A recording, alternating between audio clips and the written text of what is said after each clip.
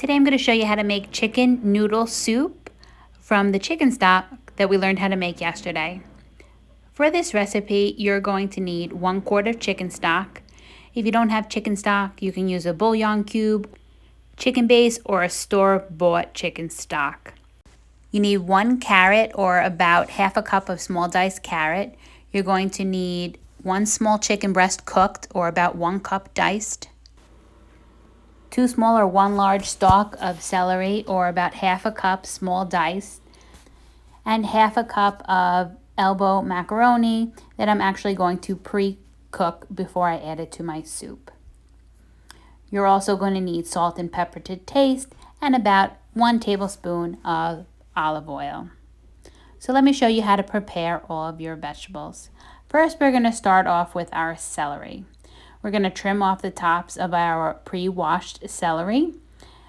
These leaves that are at the top are actually good to save for stock. You can put them into a salad, but for my soup, I am not going to put them in. They are edible. I'm going to put them on the side. So now I'm going to start my dice. So in order to dice celery, what I like to do is cut them into sticks.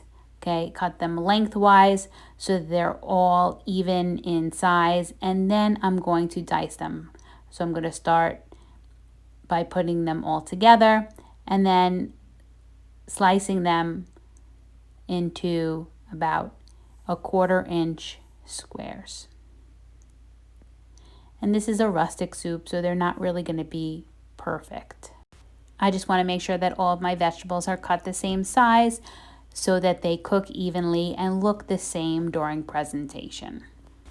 Next, I'm going to prepare my carrot. The carrot's a little bit more tricky because it is round in shape.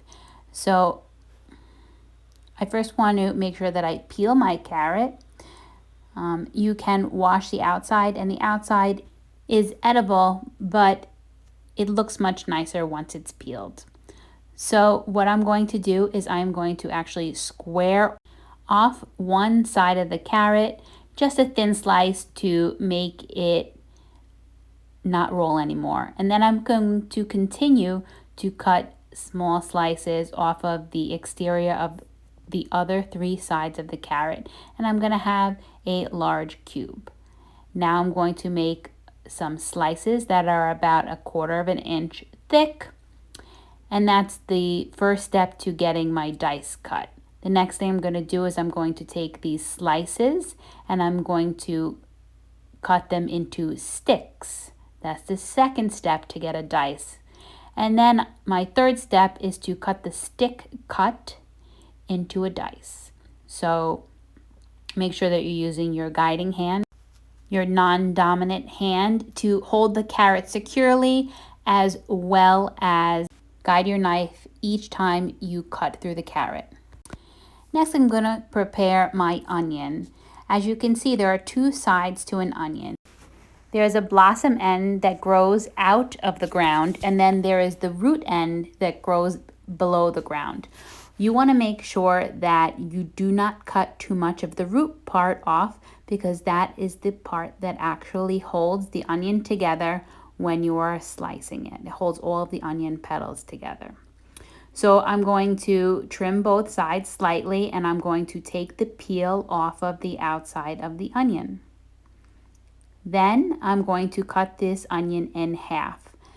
And I want to make sure that I cut it well so that you can see that there's still part of the root end, right? It's a little bit darker of a yellow, still visible. Now you're going to cut into the root end of the onion. You want to make sure that the root end is towards the back of your guiding hand. You're going to make 3 horizontal cuts, then you're going to make about 6 vertical cuts, and then you're going to go from front to back to complete your dice. And I like to just chop the last bit of the end because I don't want to have anything go to waste, and it's safer for me to chop it like this instead.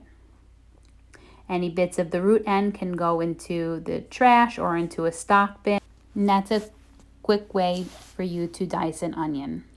The next thing we're going to do is mince garlic. You're going to take 1 clove of garlic, put the blade of the knife over it, and just tap it a little bit. And that's going to help release the garlic peel.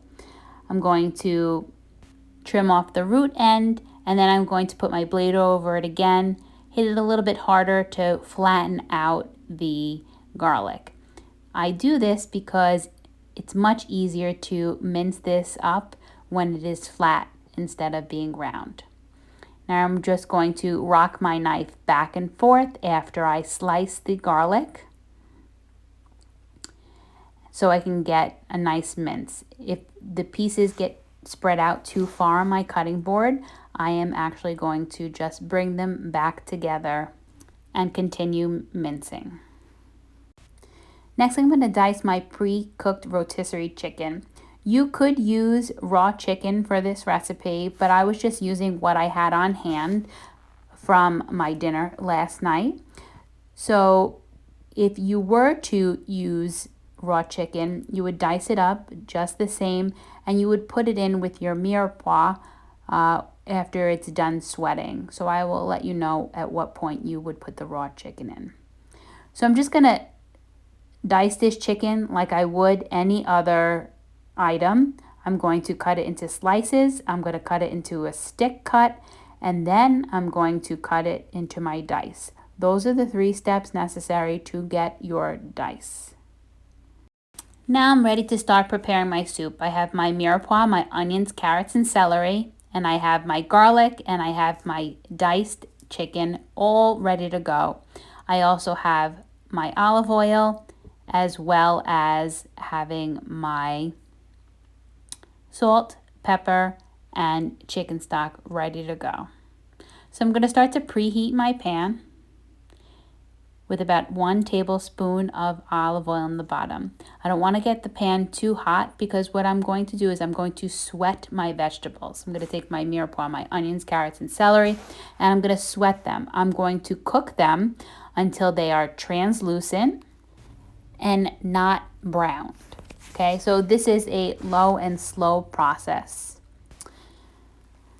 When the olive oil is warm, I'm going to add the mirepoix to the pot, and I'm just going to stir it a little bit just to coat the fat that is in the pan all over all of the vegetables.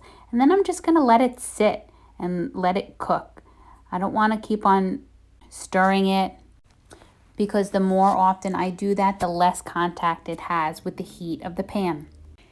In the meantime, I'm going to prepare my pasta. I'm going to boil my 1/2 cup of pasta in a small pot, and I'm going to cook it for about 10 minutes until it is al dente, to the tooth. Some people like to cook the pasta inside the soup, but I don't like to do that because I feel like it absorbs too much of the liquid, too much of the stock. So that's why I like to keep it separate. So back to my mirepoix. It is sweating. You can see that it is slowly cooking. It is getting tender. I'm going to season it with a little bit of salt and pepper at this point. I don't like to do it right away in the beginning because the salt actually draws the moisture out of the items that you're cooking, and that would just cause them to steam a little bit more than sweat. So I want to make sure that I just wait a few minutes. Once I see that my carrots, my onions, and celery are tender, I'm going to add my garlic, and I'm going to stir it around and let it cook for about 30 seconds. Just make sure that it comes in contact with the heat of the bottom of the pan. After about 30 seconds, you are going to smell the aroma of the garlic, and this is when you're going to add your diced chicken breast. I'm going to add it all in and stir it to combine all of the ingredients. At this point, I'm going to season the chicken and the mirepoix one more time before I add my chicken stock. So a little bit of salt, a little bit of pepper, and then I'm going to add the stock. I like to add a little bit of stock just to start off and scrape the bottom of the pan. Any of the flavors that have stuck to the bottom of the pan, I kind of just want to scrape them off so that I make sure that they get incorporated well into my soup. And then I'm going to add the rest of the chicken stock and I'm going to stir it. This was fresh chicken stock, so it was a little bit gelatinous, a little bit almost like jelly. So once it hits the heat, it'll actually loosen up and become more liquid.